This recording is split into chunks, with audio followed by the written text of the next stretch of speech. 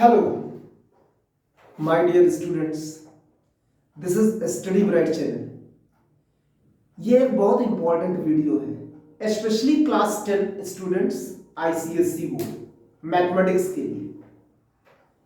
ये वीडियो अगर आप देख लेंगे पूरा और कॉपी पेन लेके बैठेंगे तो हमारे ख्याल से अगर आपके मार्क्स 80% आने होंगे तो 90% जरूर आ जाएंगे।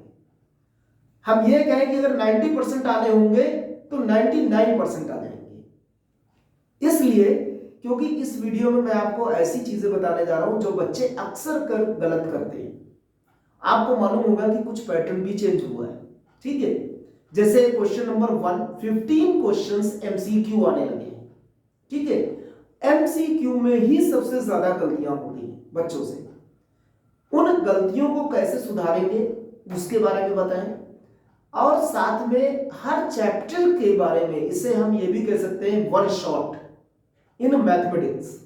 यानी आप अगर इसको देखेंगे हर चैप्टर के बारे में आपको कुछ ना कुछ सीखने को ही मिलेगा। इससे आपके मार्क्स बढ़ जाएंगे, तो इसे जरूर देखें। अब मैं स्टार्ट करता हूं कि कैसे क्या होता है। सबसे पहले आपके ये 80 मार्क्स का पेपर होगा। इस 80 मार्क्स में आपको क्या कितने क्वेश्चंस आएंगे? पहले तो क्वेश्चन नंबर 1 होगा जिसमें 15 एमसीक्यूज होंगे। उसके बाद उसमें क्वेश्चन नंबर 2 होगा, 3 होगा, जो कि कंपलसरी है। यानी क्वेश्चन नंबर 2 में 3 पार्ट्स होंगे, क्वेश्चन नंबर 3 में 3 पार्ट्स होंगे। Then in section B you have to attempt any 4 out of 7 questions. तो 7 में से 4 करने होंगे, हर एक के 3-3 पार्ट होंगे। अब इनको हम कैसे करेंगे, चैप्टर वाइज कैसे आप इसको डिस्ट्रीब्यूट करें, तो ये आपको बताने जा रहे हैं। और चैप्टर से क्या क्या चीजें पूछी जा सकती है। अगर आपने मैथमेटिक्स को ध्यान से पढ़ा है अभी तक तो ये वीडियो आपके काफी काम का होगा। क्यों? क्योंकि ये एक टाइप ऑफ रिवीजन है जो कि बहुत जरूरी है हर बच्चे के लिए, हर स्टूडेंट्स के लिए। सबसे पहले आपको पता है कि आपके आईसीएसई बोर्ड में जो मैथमेटिक्स में फर्स्ट टॉपिक क्या है, first chapter GST, goods and service tax. Goods and service tax में हम क्वेश्चन नहीं बताने जा रहे हैं कि आप क्वेश्चन को क्या करेंगे, क्वेश्चन कैसे करेंगे, ये नहीं बताने जा रहे। मैं आपको बताने जा रहा हूं इसमें क्या क्या चीज आप पढ़ लीजिए जिससे कि आपके क्वेश्चंस हो जाए, एमसीक्यू स्पेशली हो जाए। तो होता क्या है कि बच्चे जीएसटी तो जानते हैं लेकिन उसका फुल फॉर्म नहीं जानते, और ऑब्जेक्टिव में आ सकता है एमसीक्यू में। तो गुड्स एंड सर्विस टैक्स, इसी तरह से आपको आईजीएसटी के बारे में पढ़ना है, एसजीएसटी के बारे में पढ़ना है, यूटीजीएसटी के बारे में पढ़ना है, ठीक है। ये सब इंट्रा स्टेट के बारे में पढ़ना है। अच्छा, ये चीज जरूरी नहीं है कि सिर्फ इंट्रा स्टेट क्या है, what is the meaning of the intra state. Theoretical question भी आ सकते हैं एमसीक्यू में, ये आपको पता होना चाहिए कि इंट्रा स्टेट का मतलब क्या होता है। इसी तरह इंटर स्टेट का मतलब क्या होता है, ठीक है। इसी तरह आपका टैक्स लायबिलिटी का मतलब क्या होता है। तो ये सब चीजें जो है आपको पता होनी चाहिए। Intra state, inter state, tax liability, output tax क्या होता है, कब लगता है, इनपुट टैक्स क्या होता है, कब लगता है। ये सब मैं इसलिए बता रहा हूं क्योंकि इन्हीं सबसे क्वेश्चंस पूछे जाते हैं, ठीक है। मैं पूरा क्वेश्चन तो आएगा ही आएगा, वो तो एक अलग बात है। ये एमसीक्यू में इनसे रिलेटेड क्वेश्चंस हो सकते हैं। आपको पता ही होगा कि जीएसटी कैसे सॉल्व किया जाता है। This is depends on only selling price, cost price, profit loss and discount. सिर्फ इनमें ये डिपेंड है। अगर आपको सेलिंग प्राइस के बारे में पता है, कॉस्ट प्राइस के बारे में पता है, और डिस्काउंट के बारे में पता है, लॉस के बारे में पता है, और आपके प्रॉफिट के बारे में पता है, जो आपने क्लास 8-9 में पढ़ा होगा, 7-8-9 में, वही चीज के बारे में आता है। But what is the method, मतलब ये इंट्रा स्टेट क्या है, इंटर स्टेट क्या है, ये आपकी बुक में सारी चीजें मिल जाएंगी। ये इसलिए मैं बता रहा हूं क्योंकि इनसे रिलेटेड क्वेश्चन तो बच्चे यही पे गलत करते हैं कि अगर पूछ लिया कि what is the full form of the IGST, और आईजीएसटी के कई सारे फॉर्म लिखे हुए हैं, Indian goods and service tax, international goods and service tax, integrated goods and service tax, बहुत सारे बच्चे कुछ भी जवाब दे देते हैं, जबकि इसका असली जो मतलब आंसर है integrated goods and service tax. तो ये इंटीग्रेटेड जो वर्ड है यही सबसे ज्यादा दिक्कत करता है कि इंटीग्रेटेड लगाया जाए, इंडियन लगाया जाए, इंटरनेशनल लगाया जाए, इस तरह से क्या लगाया जाए। तो इसमें बच्चे बहुत गलत जवाब देते हैं। तो ये तो रहा फर्स्ट चैप्टर के बारे में। इसी तरह सेकंड चैप्टर में भी एक की पॉइंट है। सेकंड चैप्टर में बैंकिंग जो है, आपको मालूम होगा कि बैंकिंग चैप्टर है, उसमें फार्मूले हैं। बैंकिंग में सबसे पहले कि किस टाइप के जो अकाउंट है आप में यूज होते हैं। अब पूछा जा सकता है कि ये एफडी अकाउंट क्या होता है, आरडी अकाउंट क्या होता है, आरडी अकाउंट का फुल फॉर्म क्या होता है, एफडी का फुल फॉर्म क्या होता है, करंट अकाउंट क्या होता है, ठीक है, सेविंग अकाउंट क्या होता है।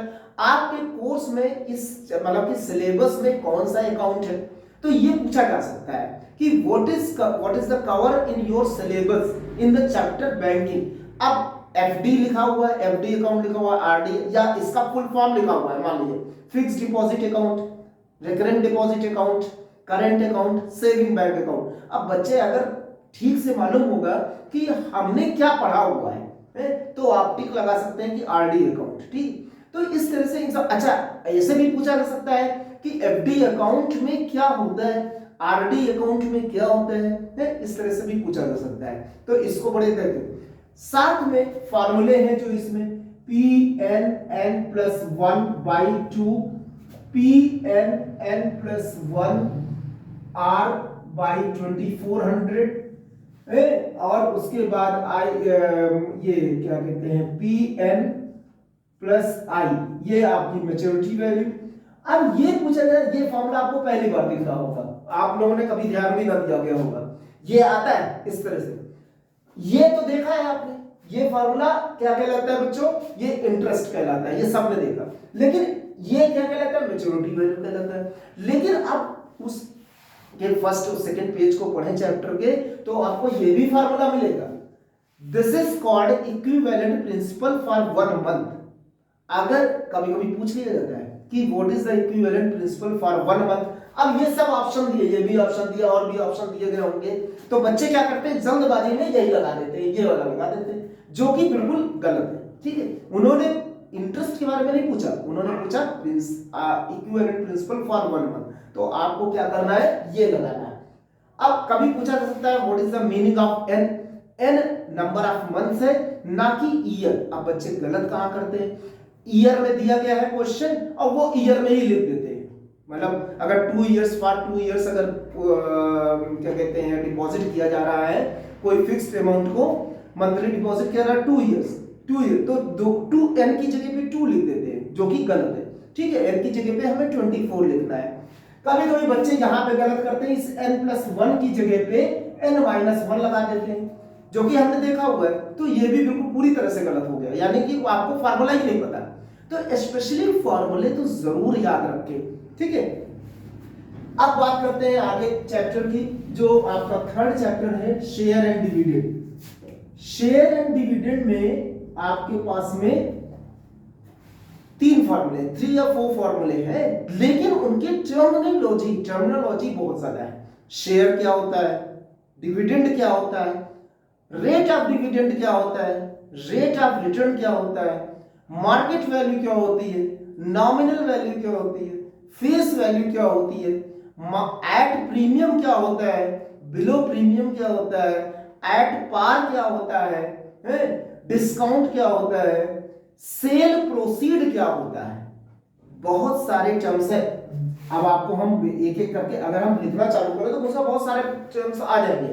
तो आपको क्या करना है, इन टर्म्स के बारे में समझना है कि सबसे पहले नॉमिनल वैल्यू आता है, फिर मार्केट वैल्यू आता है, फिर इसी नॉमिनल वैल्यू को हम फेस वैल्यू कहते हैं। इसी में हमारे पास में एट प्रीमियम आता है, एट प्रीमियम, ठीक है। इसी में हमारे पास में एट पार आता है, और इसी में हमारे पास में बिलो पार आता है, बिलो पार।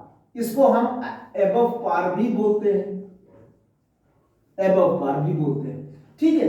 और ये सब होते क्या, इन सब के बारे में आपको पता होना चाहिए।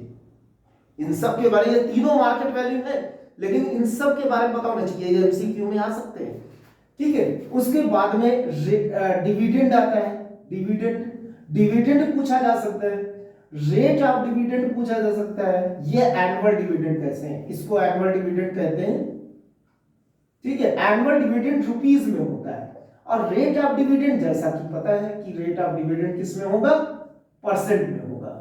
ठीक है, उसके बाद जो है rate of return, rate of return इसका भी मीनिंग सेम होती है, YIELD, यील्ड भी सेम होता है, और प्रॉफिट ऑन हिज इन्वेस्टमेंट, जो हम इन्वेस्ट करते हैं उस पे जो प्रॉफिट मिलता है वही हमारा रेट ऑफ रिटर्न होता है, वही हमारा यील्ड होता है। तो इससे और रेट ऑफ डिविडेंड में क्या डिफरेंस है? रेट ऑफ डिविडेंड क्या चीज होती है? रेट ऑफ डिविडेंड का मतलब है जो कंपनी देती है। रेट ऑफ रिटर्न क्या होता है? जो हम मार्केट में पैसा लगाते हैं उसके बाद हम ज्यादा होने पे, उसकी वैल्यू ज्यादा होने पे हम बेच देते हैं, सेल कर देते हैं, उस पे जो रिटर्न मिलता है उसे रेट ऑफ रिटर्न कहते हैं। तो इस तरह से फिर एक टर्म है इसमें आपका सेल प्रोसीड, जो कि बड़ा कॉम्प्लिकेटेड टर्म है, ले समझना चाहिए। इसका मतलब होता है कि जब हम कोई शेयर किसी कंपनी का हमारे पास है, उसको हम सेल करके किसी दूसरी का उसी अमाउंट को, जो पैसा मिला उस अमाउंट को हम दूसरी कंपनी में लगा दें, तो ये कहलाता है सेल प्रोसीड। इस अमाउंट को सेल प्रोसीड, यानी हमने बेचा शेयर को, सेल किया और उसके बाद में हमें दूसरी कंपनी में लगा दिया, रखना नहीं है, दूसरी कंपनी में लगाना है, तभी उसे सेल प्रोसीड कहेंगे। तो ये अमाउंट ही सेल प्रोसीड कहलाता है। तो इसको आप ध्यान से समझे, एमसीक्यू में आ सकता है। तो बहुत जरूरी चीज है, बहुत ही माइन्यूट चीजें हैं जिसको कि बहुत अच्छे से पढ़ना है। जब तक थ्योरी नहीं पढ़ेंगे तब तक नहीं आ पाएगा। ठीक है, इनके फॉर्मूले जैसे नंबर ऑफ, सबसे पहला आपका नंबर ऑफ शेयर्स, अच्छा इसमें और भी चीजें, इन्वेस्टमेंट भी आ गया आपका। अब इसमें अगर आपको निकालना है number of shares, number of shares क्या होगा, is equal to investment upon market value, यानी कि जितना कि हमने मान लो 10,000 रुपीज इन्वेस्ट किया और मार्केट वैल्यू एक शेयर की है 100 रुपीज या 120, तो उसको डिवाइड कर देंगे तो हमें नंबर ऑफ शेयर्स मिल जाएंगे। फिर है एनुअल डिविडेंड। एनुअल डिविडेंड निकलता है कि नंबर ऑफ शेयर्स इनटू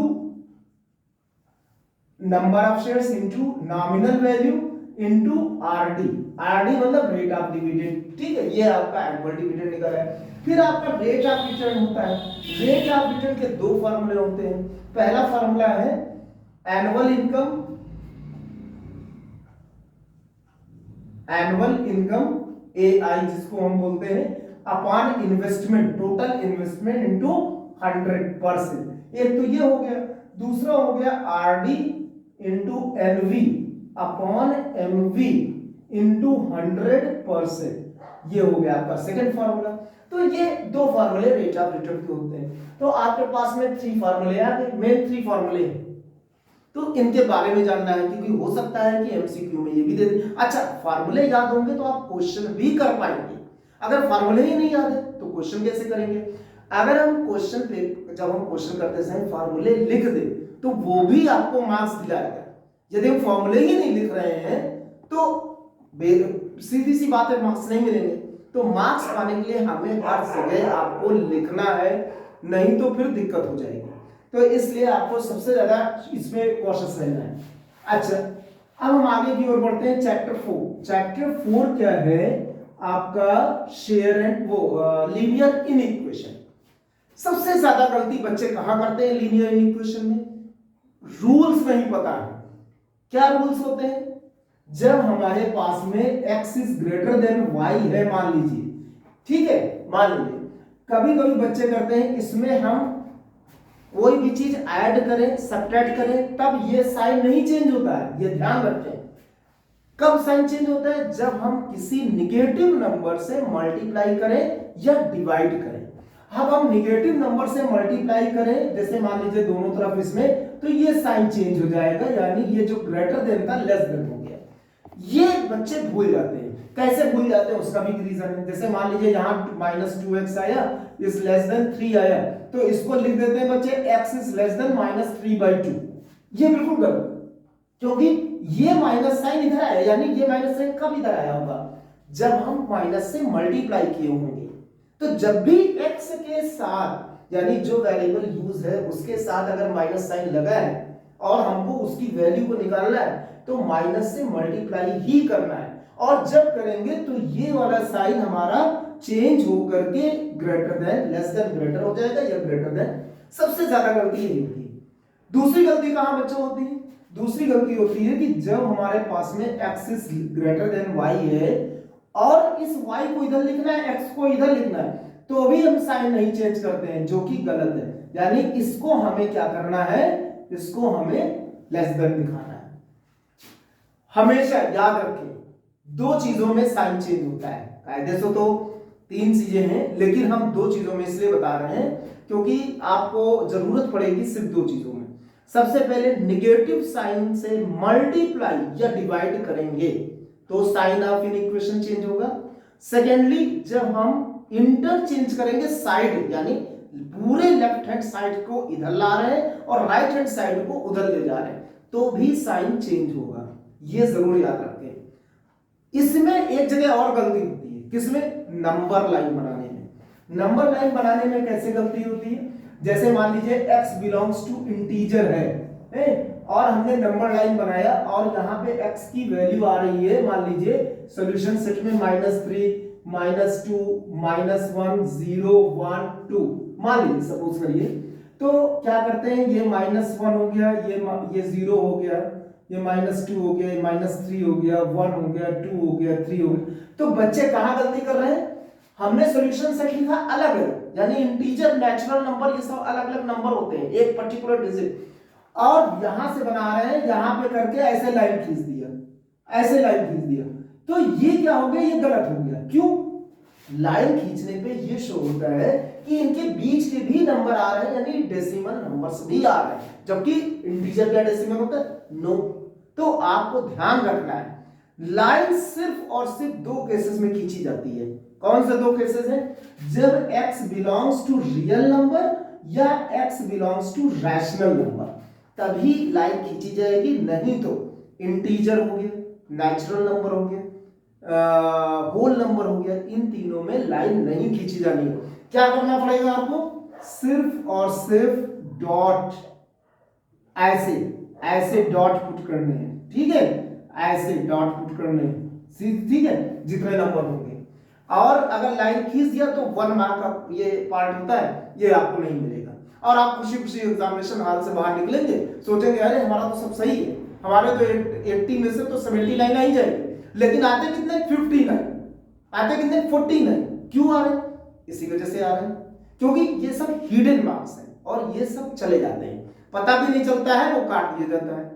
आप कोर्ट में भी नहीं जा सकते, और जाएंगे तो कुछ नहीं होगा, इसलिए क्योंकि ये सब मार्क्स क्या है कि आपने खुद गलत किया है, ये तो आपने खुद गलत किया ना, ये आपको नहीं पता है, इसलिए जरूरी है कि इसको ध्यान दिया जाए। अच्छा, अब हम बात करते हैं, ये तो रही आपकी इन इक्वेशन की, फिर हम बात करते हैं आपके quadratic equation, chapter 5। Quadratic equation बहुत ही सिंपल फार्मूला, जिसको हम बोलते हैं श्रीधर आचार्य फार्मूला। जिस क्वेश्चन में लिखा होता है, अच्छा आपके सिलेबस में श्रीधर आचार्य फार्मूला है और उसमें लिखा होगा कि find the value of x, values of x by using formula, नाम नहीं दिया गया होगा। यूजिंग फार्मूला का मतलब है आपको श्रीधर आचार्य फार्मूला यूज करना है, जो आप लोग फैक्टराइज मेथड से करते हैं x की वैल्यू, जो क्लास 9th में किया है वो नहीं करना है। बहुत बच्चे फैक्टराइजेशन से कर देते हैं, ठीक है, वो नहीं करना है क्योंकि वो आपके सिलेबस में नहीं है। सिलेबस में आपके क्या है? श्रीधराचार्य फार्मूला। अब होता क्या है, जैसे आपके पास में ax स्क्वायर प्लस bx, सब गलतियां कहां होती है? गलतियां होती है कि हमने a b c इस तरह से लिखा जाना चाहिए, ठीक है, और a कंपेयर करना है जो कि x स्क्वायर का कोएफिशिएंट होता है, b लेना है जो कि x का कोएफिशिएंट होता है, और c लेना है जिसमें x नहीं होता, पूरा ले लेना है। बच्चे क्या करते हैं, कभी कभी x भी ले लेते हैं, x स्क्वायर भी ले लेते हैं, तो वो गलत है। हमें ABC कांस्टेंट वैल्यूज है, विद साइन बाहर निकालना है। आपको जैसे मान लीजिए कि अब इसमें जो फार्मूला होता है श्रीधराचार्य, वो ये होता है, आप इसको ध्यान से देखिए कैसे लिखा जाता है। ये इस तरह से लिखा जाता है, ठीक है, और यहां से पूरा डिवीजन होता है 2a होल डिवाइडेड बाय।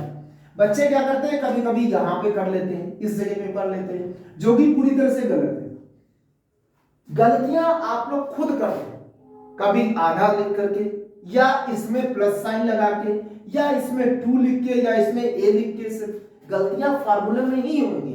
यदि फार्मूले में गलती होती है तो आगे क्वेश्चन चेक नहीं होगा, सॉल्यूशन आपका पूरा तरह से काट दिया जाएगा। फार्मूले में यदि गलती हुई, फार्मूला आप अच्छे से तैयार करें और तब लिखें वहां पे जाके, ठीक है। अब गलतियां दूसरी जो गलती होती है वो मैं बहुत ही ऑब्जर्वेशन हमारा बहुत अच्छा है, उसको आप लोग समझे, आपको खुद लगेगा कि यही गलतियां होती हैं। जैसे बच्चे क्या करते हैं, जैसे ये लिखा है 4, आंसर आया 4 + -2√10 डिवाइडेड बाई 2। अब बच्चे क्या कर रहे हैं, इस 2 को यहां से काट दिया, 2 2 4 हो गया, बस ये आ गया 2 + -2√10। एब्सोल्युटली रॉन्ग, इस पे नंबर पूरी कट जाएंगे, ठीक है। आपको यही तक नंबर मिलेगा, इसके पहले तक की, इस स्टेप के पहले तक की। कभी ऐसे काटा जाता है, ऐसे नहीं काटा जाता है। यदि दो वैल्यू, अच्छा दूसरी चीज क्या, नंबर कहां कटेंगे, जब कहा जाए कि find the values of x correct up to 2 decimal places, 2 decimal places, तो आपको लिटरली 2 डेसिमल तक की आपको निकालना है, यानी इसकी वैल्यू को आपको निकालना है 2 डेसिमल तक, और उसके बाद 2 से मल्टीप्लाई करके तब इसमें ऐड करके 4 में और 2 से डिवाइड करना है, ठीक है।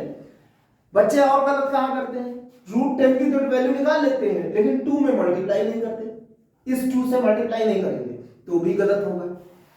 दूसरी गलतियां कहां करते हैं, लिखा हुआ है correct up to 2 decimal places, सब तो ठीक है, लेकिन कभी कभी लिखा होता है correct up to 2 significant figures, significant, उसको भी बच्चे वो डेसिमल मान लेते हैं।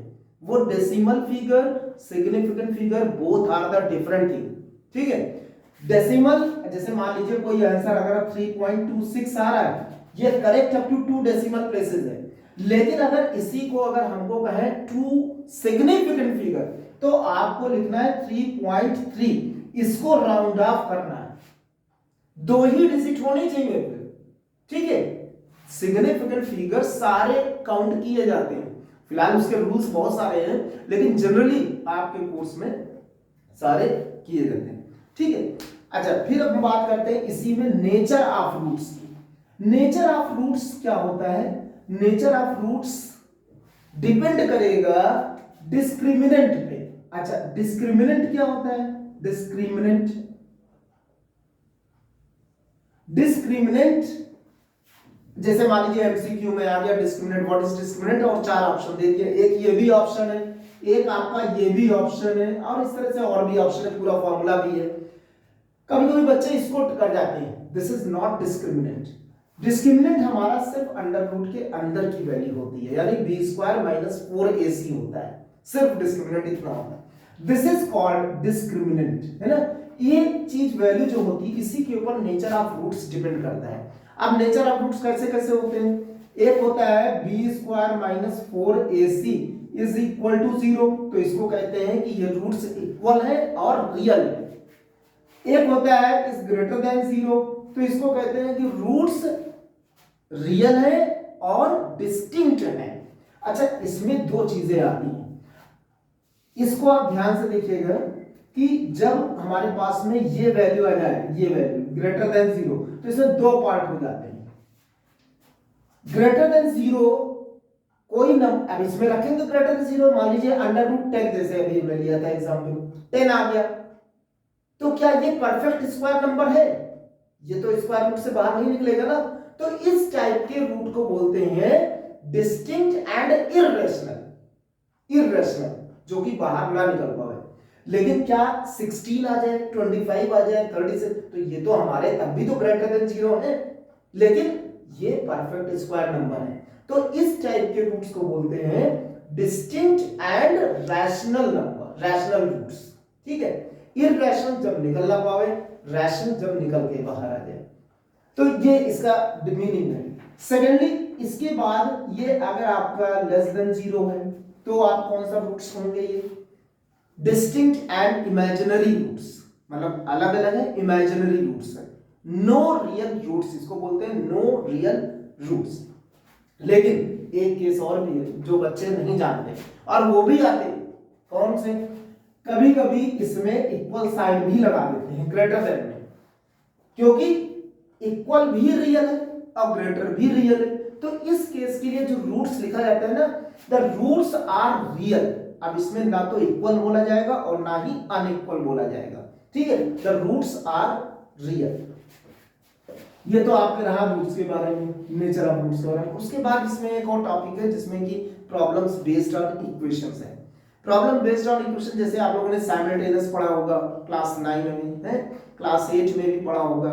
तो इसमें आपको फ्रेम करना है, इक्वेशन को फ्रेम करना है, उसके बाद में फिर इक्वेशन जब बन जाएगी तो उसे आपको सॉल्व करना है, जो कि क्वाड्रेटिक बनेगी, ठीक है। अब हम बात करते हैं चैप्टर 6 की। चैप्टर 6 फैक्टराइजेशन, ये है रिमाइंडर थ्योरम और फैक्टर थ्योरम पे डिपेंड करता है। सबसे पहले इसमें आता है कि what is the difference between the remainder and the factor. जब कहीं पे कोई भी, जैसे मान लीजिए x minus 2 is a factor लिखा हुआ है of x cube minus 3x square plus kx minus 2, ये इसका एक फैक्टर है। Find the value of k। अगर ये फैक्टर है तो x की वैल्यू 2 रखने पे इसका आंसर 0 आना चाहिए। फैक्टर का मतलब होता है कि जब हम उससे डिवाइड करें तो रिमाइंडर 0 आना चाहिए, इसका मतलब होता है फैक्टर का। तो अगर हम 2 रखते हैं तो 2 cube minus 3 into 2 square plus k into 2।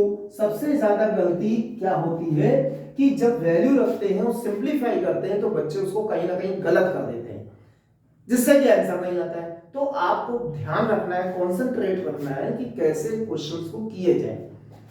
यदि इस तरह से करेंगे तो आप फिर k की वैल्यू निकाल सकते हैं। कभी कभी होता है कि x minus 2 is divisible by, मतलब x माइनस 2 से डिवाइड करते हैं तो ये रिमाइंडर आता है।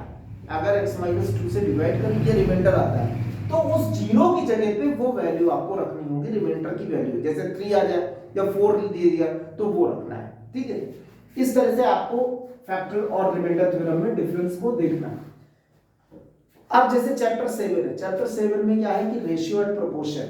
रेशियो एंड प्रोपोर्शन, उसको आप कैसे सॉल्व करेंगे? रेशियो एंड प्रोपोर्शन में कई सारी चीजें, डुप्लीकेट रेशियो, सब डुप्लीकेट रेशियो, ट्रिप्लीकेट रेशियो, सब ट्रिप्लीकेट रेशियो, कॉन्टिन्यूड प्रोपोर्शन, इस तरह से कई सारी चीजें हैं।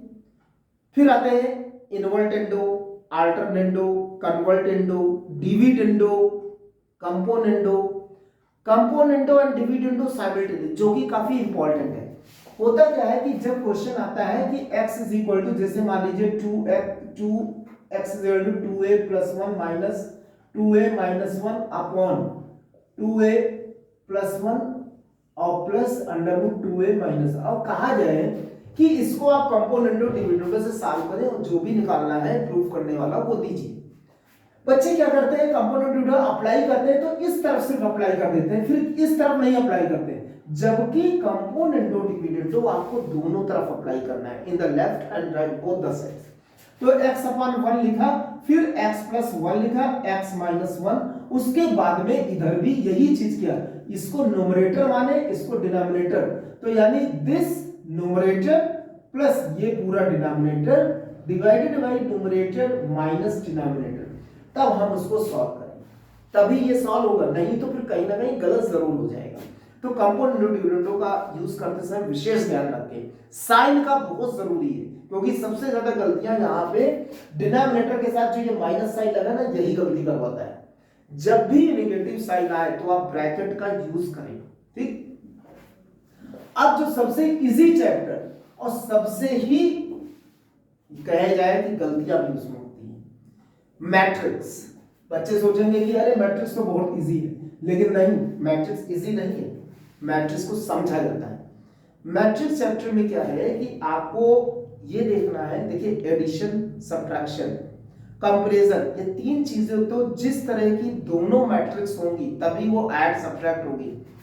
यानी कि अगर आपके पास में एक मैट्रिक्स है 2 क्रॉस 2 ऑर्डर की, दूसरी भी 2 क्रॉस 2 है, तब तो आप ऐड कर पाएंगे, सब्ट्रैक्ट कर पाएंगे।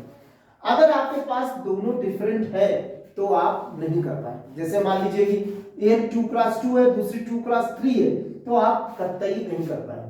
ठीक है, तो ये ध्यान रखिएगा। लेकिन मल्टीप्लाई करते समय होता क्या है कि बच्चे यहीं पे गलत करते हैं। मल्टीप्लाई करते समय के कुछ रूल होते हैं।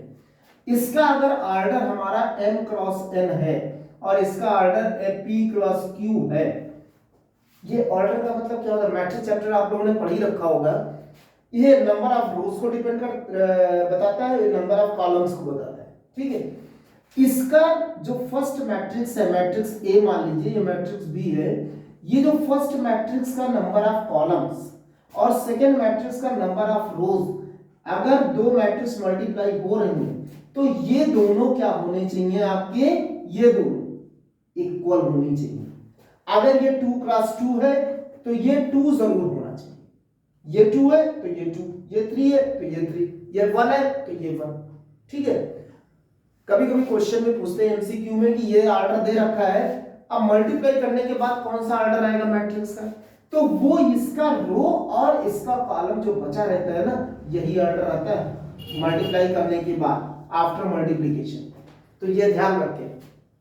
तो ये अच्छा, दूसरा चीज क्या है कि हम जब मल्टीप्लाई करते हैं तो रोज और कॉलम को मल्टीप्लाई करते हैं ऐसे।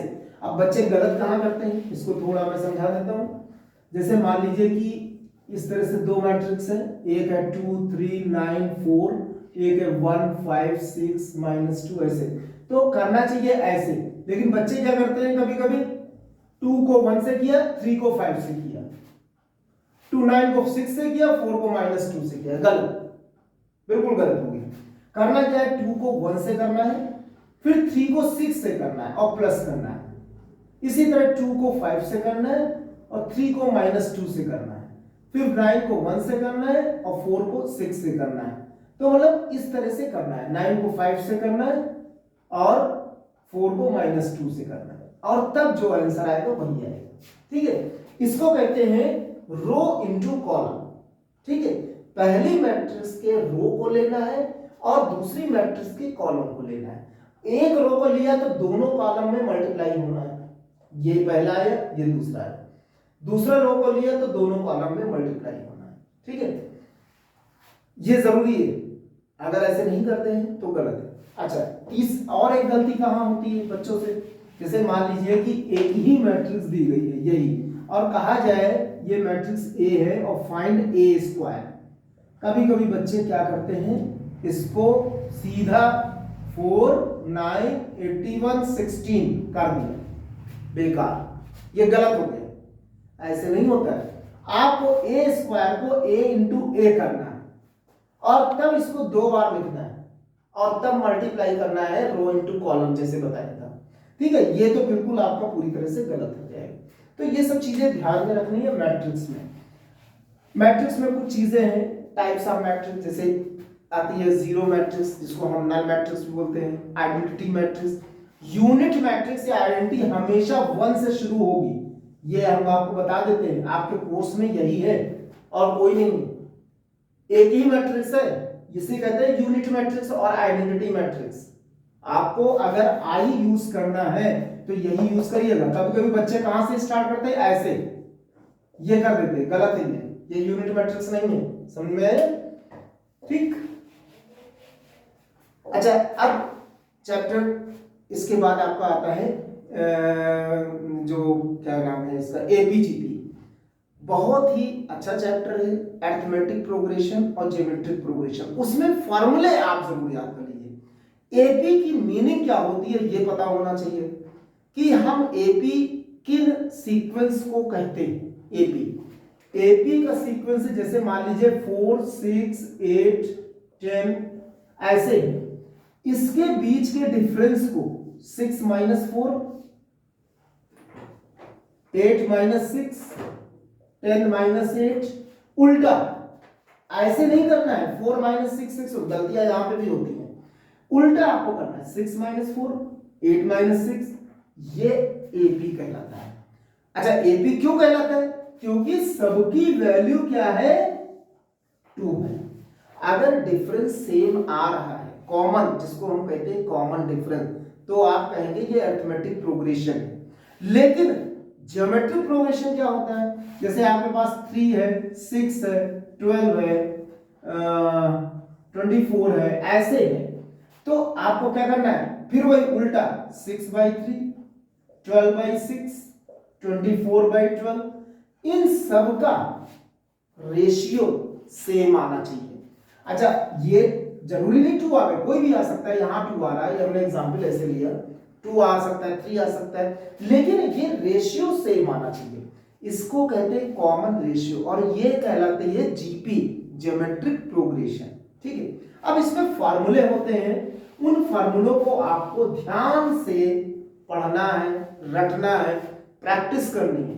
जैसे एपी के जो फार्मूले हैं, सबसे पहले ये आपका फार्मूला लिखा जाता है, जो आपकी बुक में होगा, देख लीजिएगा। nth टर्म है, Sn है, Sn-1 है। ठीक है, ये nth टर्म है। nth टर्म का और भी फार्मूले होते हैं, a + n-1 × d। इसी तरह लास्ट टर्म का भी फार्मूला होता है। ये सब फार्मूले आपको याद करने हैं। बच्चे कहां गलती करते हैं, इस प्लस की जगह n2 कर देते हैं, इस -1 की जगह +1 कर देते हैं, ये सब गलतियां हो जाती हैं। ठीक है, फिर Sn का फार्मूला है n/2 2a + n-1 × d। कभी कभी बच्चे इसमें क्या गलत करते हैं, n/2 नहीं लगाएंगे, या इसमें 2a की जगह सिर्फ a लिखेंगे, ये सब गलतियां है, तो इसको ना गलती करें। एक और Sn का फॉर्मूला होता है n/2 a + l, l last term है। तो इस तरह से ये AP के फार्मूले, अरिथमेटिक प्रोग्रेशन, Sn मतलब सम टू n टर्म्स। इसी तरह GP के भी फार्मूले, GP का nth टर्म होता है a × r⁴ n-1। जीपी करते समय बहुत जरूरी है कंसंट्रेशन। क्यों, इसमें पावर में आ जाता है, रेशियो फ्रैक्शन में आ जाता है, निगेटिव आ जाता है, बहुत सारी चीजें, तो बड़ा ध्यान रखना पड़ता है। कभी कभी रेशियो आ जाता है 1-1/3। अब मान लीजिए -1/3 आ गया, तो बच्चे क्या करते हैं, इसको ऐसे लिखते हैं 1/3 की पावर n-1, ऐसे लिख दिया, गलत। क्यों, माइनस तो इसके साथ है ना, तो अंदर रहना है, तब जाकर के बाद में बाहर निकलेगा। तो ये सब चीजों को ध्यान में रखना। इसका Sn का फॉर्मूला a 1-r⁴n1 - r। इसका एक और फार्मूला होता है, आप कहेंगे ये दो फार्मूले दोनों सेम है, सेम टाइप के हैं। यस, यहाँ पे r की वैल्यू आपकी <1 है, और यहाँ पे r की वैल्यू <1 है। ये आपके लेवल पे है, वरना इसमें और भी चीजें हैं, वो हम अभी बाद में बता देंगे, दूसरे वीडियोस में है। तो इस तरह से एक छोटी चीजें हैं जो कि आपको यूज करनी है। तो ये एपीजीपी की बात कर रहे हैं। ठीक है, अब आपके पास में है, जैसे मान लीजिए रिफ्लेक्शन, अरे बहुत ही अच्छा चैप्टर 10 रिफ्लेक्शन, बहुत इजी, ग्राफ पे आएगा, 5 मार्क्स का आएगा, बहुत ही अच्छा है। रिफ्लेक्शन में क्या करना है आपको, 5 फार्मूले, उन 5 फार्मूलों को आप, फार्मूले से होता है या तो फिर ग्राफ से होता है, कभी कभी फार्मूले से यूज हो जाता है। जैसे मान लीजिए कि कोई भी एक पॉइंट है यहाँ पे, मान लीजिए x, y, और उसको आपको रिफ्लेक्ट दिखाना है x एक्सिस पे। तो x एक्सिस पे क्या आएगा, -x, y आएगा, वो sorry x, -y, x, -y है, ये ओरिजिन है, ये -y है, ये -x है। अगर y एक्सिस पे रिफ्लेक्शन दिखाना है तो -x, y होगा। तो इसका जो फार्मूला बनता है कि पॉइंट कोई भी अगर x एक्सिस पे रिफ्लेक्ट कर रहा है, x एक्सिस पे, तो सिर्फ y का साइन चेंज होता है। जैसे फॉर एग्जांपल हमारे पास में 2, -3, कहीं भी उससे कोई मतलब नहीं, ये पॉइंट रिफ्लेक्ट कर रहा है x एक्सिस पे, सिंपल p डैश बन रहा है, हमने क्या कहा, सिर्फ y का साइन चेंज करो, तो 2, ये -3 था, 3 हो जाएगा, बस सिंपल। ये x एक्सिस पे इसका आंसर आ गया। अगर इसी को कहा जाए कि आप y एक्सिस पे रिफ्लेक्ट करिए, तो y एक्सिस पे अगर हम रिफ्लेक्ट करेंगे तो सिर्फ किसका साइन चेंज होगा, x का साइन चेंज होगा, तो -2, -3, ये इसका कोऑर्डिनेट आएगा, इमेज का कोऑर्डिनेट। तो इस तरह से आपको ध्यान रखो। ओरिजिन पे क्या होगा, दोनों के साइन चेंज होते हैं। अगर हम इसको ओरिजिन पे रिफ्लेक्ट करें तो -y, यानी इस वाले केस को अगर हम ओरिजिन पे रिफ्लेक्ट करें, ओरिजिन पे, ठीक है, तो क्या किस में आएगा, -2, 3 दोनों के साइन चेंज होंगे। ये तो हुई सिर्फ एक X axis, Y axis, origin. लेकिन अगर आपको इसी पॉइंट को किसी एक लाइन ऐसी जो पैरेलल हो वाई एक्सिस पे, इसके पैरेलल है, जैसे आप बोल लीजिए x इज इक्वल टू ए मान लीजिए, जो कि ये लाइन इसके पैरेलल है, वाई एक्सिस के पैरेलल है, ठीक है। इस पे अगर आपको इस P पॉइंट को रिफ्लेक्ट कराना है तो आप देखिए ये इसकी क्या है, मिरर है, इसका रिफ्लेक्शन तो इधर ही आएगा ना कहीं पे, मान लीजिए यहां पे आ रहा P डैश। अच्छा, ये हाइट आपकी सेम है यानी y सेम है, तो चेंजेस कहां पे होंगे, सिर्फ x के कोऑर्डिनेट में। किस तरह से चेंज होंगे उसका फॉर्मूला है। मान लीजिए आपके पास में ये फॉर्मूला हम लिखे दे रहे हैं, x, y, x is equal to a पे रिफ्लेक्ट कराना है तो P डैश तो मिलेगा -x + 2a, y, यानी y सेम होगा, इसमें सिर्फ चेंजेस होंगे। यानी अगर हम आपको एक एग्जांपल लें ऐसे, और ये एक लाइन है x इज इक्वल टू मान लीजिए वो है 4 सपोज करिए, तो a की वैल्यू 4 हो गई, x की वैल्यू 2 हो गई, y की वैल्यू -3 हो गई। इसको सीधे इसमें रख देना, तो P डैश -2 + 2 × 4, -3। अब इसको सॉल्व करेंगे, 6, -3, बस ये आंसर इसका आ जाएगा। तो हम ये कह रहे हैं कि कुल मिलाकर के आपको सिर्फ फॉर्मूले, अच्छा अगर ये x is equal to a है, इसी तरह y is equal to a भी हो सकता है, एक पॉजिटिव नेगेटिव कुछ भी हो सकता है, उससे मतलब नहीं है। तो y is equal to a में क्या चेंजेस आएंगे, y is equal to a में जो आपका फॉर्मूला बनेगा वो क्या बन सकता है बताइए, p x, y is equal to a पे रिफ्लेक्शन है तो p डैश, अब इसमें x नहीं चेंज होगा है, -y + 2a, ये आपका है।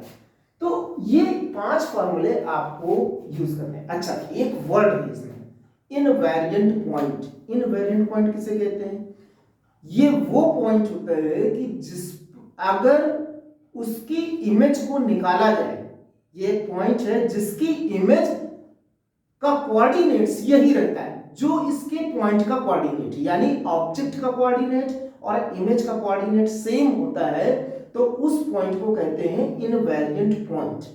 समझ में आया, आप इसको चेक कर लीजिएगा। तो इनवेरिएंट पॉइंट किसे कहते हैं, जब coordinates of object and coordinates of image are same, then this point is known as invariant point. तो ये आपका चैप्टर 1 से लेके चैप्टर 10 तक था, ये पार्ट 1 है। इसके बाद मैं एक और वीडियो बनाऊंगा जिसमें चैप्टर 11 से चैप्टर 22 तक होगा, तो आप उसको देखिएगा और इसमें कमेंट भी कर सकते हैं और साथ में आपके कितने यूजफुल है ये जरूर बताइएगा। Thank you.